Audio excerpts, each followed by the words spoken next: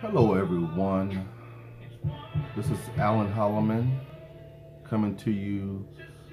Today is June 20th, 2018. Um, I wanted to start video blogging again. Just talking about different things that come to mind, like when I'm at work or when I come home and relax, and just kind of put different topics out there. Try and do it like maybe twice a week, maybe starting off.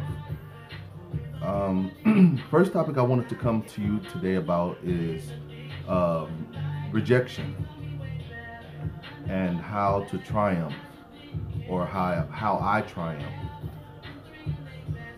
Um,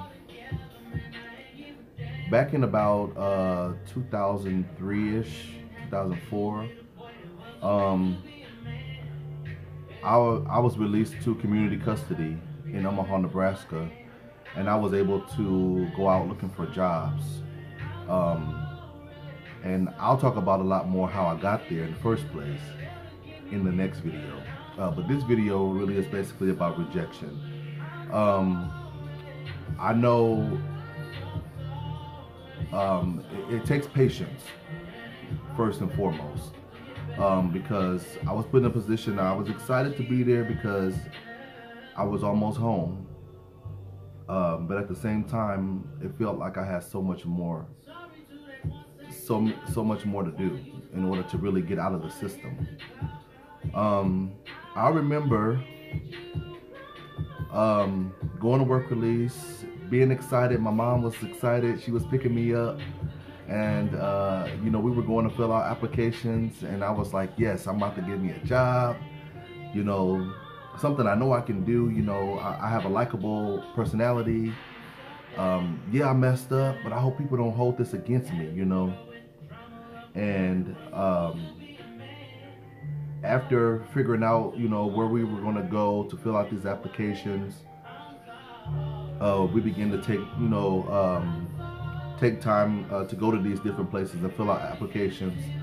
And all of a sudden, I'm filling out 2, 3, 4 applications a week, calling these people back, going back to the same place, asking to speak with management to see what's going on, if I can get on or not. I was getting a whole lot of no's, a whole lot of rejection. 2, 3 more weeks go by, and nothing. I mean, I was going all over the city. I couldn't go too far because we had a certain place where we couldn't go. Because I was still in the system. But I tried as many places as I could. I had, excuse me, got a little cough. I eventually, doing 50 applications, and there was no hope. I was calling these people back. I was beginning to feel like, this was going to haunt me for the rest of my life.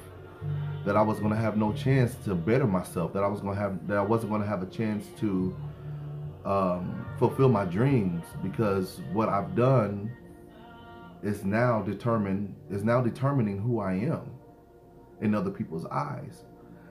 And I know my mom, she held it together. If it wasn't for her, Linda May, I really wouldn't have gotten through it, her and God.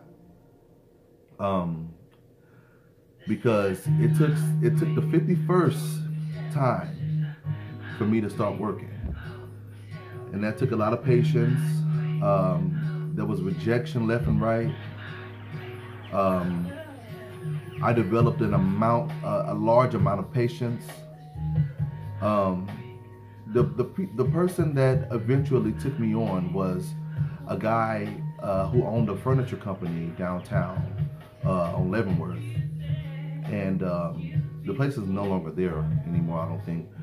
But I walked in there, I was like, okay, they're not going to hire me, man. man, this is gonna be another one of those situations, 51 basically.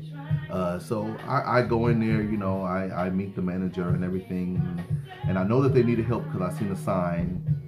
And so I explained to them basically, hey, I need a job. I'm a hard worker. I'm dependable. Yeah, I messed up, but here's my application, and I'm hoping that you can give me an opportunity. So I ended up going back to the center, you know, not feeling hopeful at all. I wasn't feeling any hope. And a couple days passed, and all of a sudden I got a phone call at the center, and it was the manager telling me to come in. He wants to meet me. And so, okay, I was excited. This is the first time I got a call back. I'm like, let's go. So I'm going to call my mom up. Sorry. Call my mom up, and, we get in the car, and we go up to the place, and she was excited. She was like, Alan, this is it. Alan, this is it. I've been praying. Things are going to change for you. Things are going to change. And I'm like, Mom, I don't know. I was ready to see change, basically. I was running out of patience, and that happens. But I go in and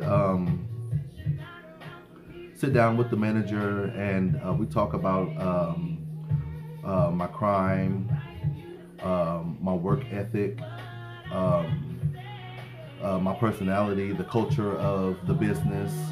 We talked about a bunch of things, and I enjoy talking with them. He stopped me in mid-conversation, and he was like, Alan, I'm going to tell you this.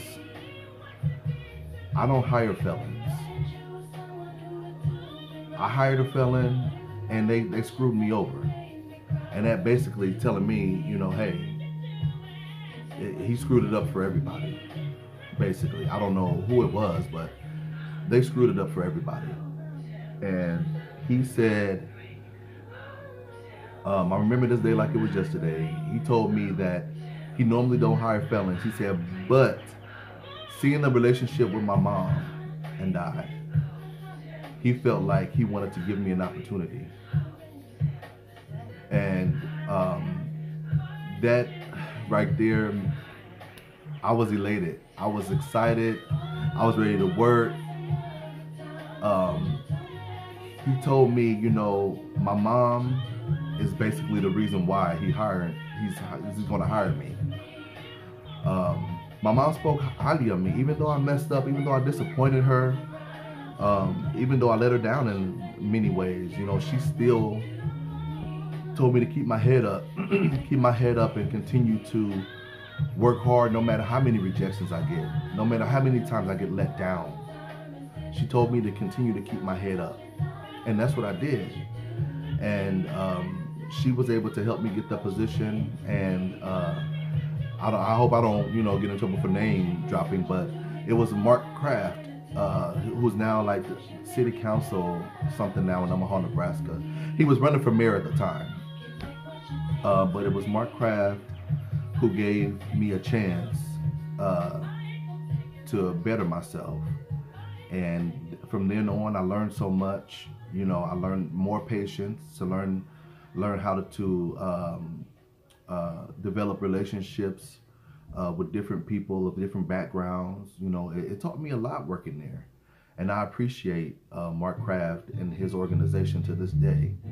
From there, I went on to Tyson Foods. I've been in Tyson Foods now this month for 12 years.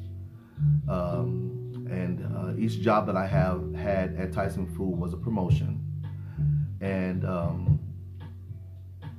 it's never really over. I mean, you get excited because you get different chances, you get different opportunities. But something comes along like recently. The last couple of years, it feels like I've just been stuck. It feels like I haven't had the opportunity like a lot of other people have, And I never want to get to that point where I'm feeling sorry for myself, because I really don't. I have to remind myself sometimes of that 50 those 50 applications I filled out. It's going to take time. When you find yourself in that place where it feels like you're just stuck and can't move and can't branch out, what's going on? Is it me? Why this person over me?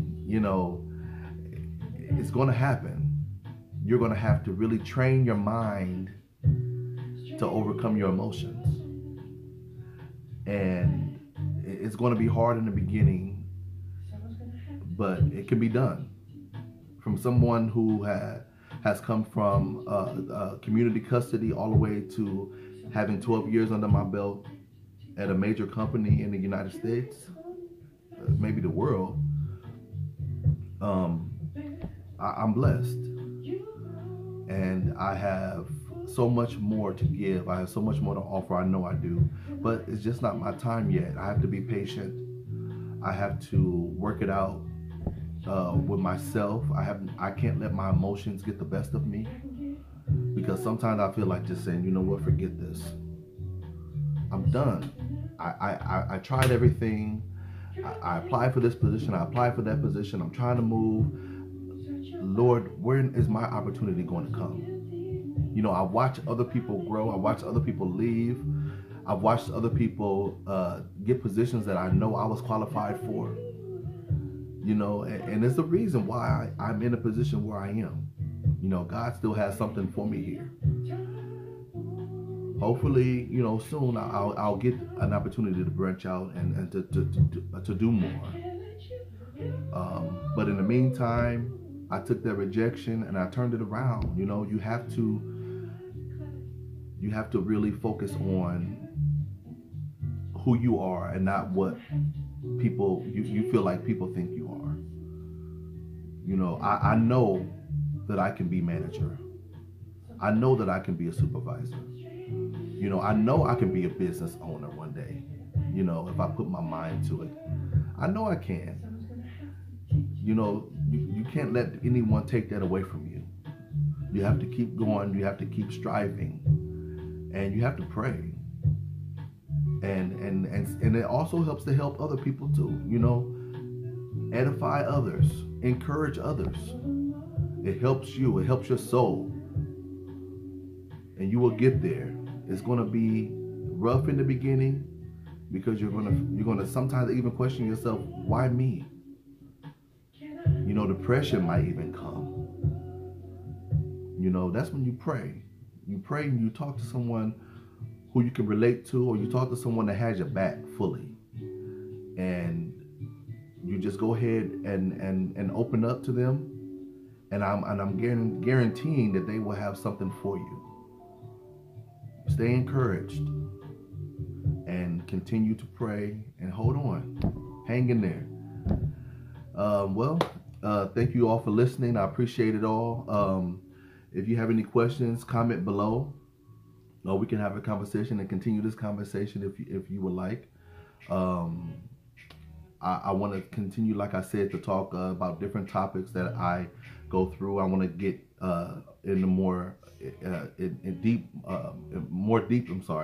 deeply into the reason why I was incarcerated in the beginning. Stay tuned for that. Like my page, comment, subscribe, and invite other people to come through and comment and listen to what I have to say, because it's encouraging. I was encouraged, so I want to help encourage someone else. So thank you all for watching. Alan Holloman. Have a good rest of your day. All right.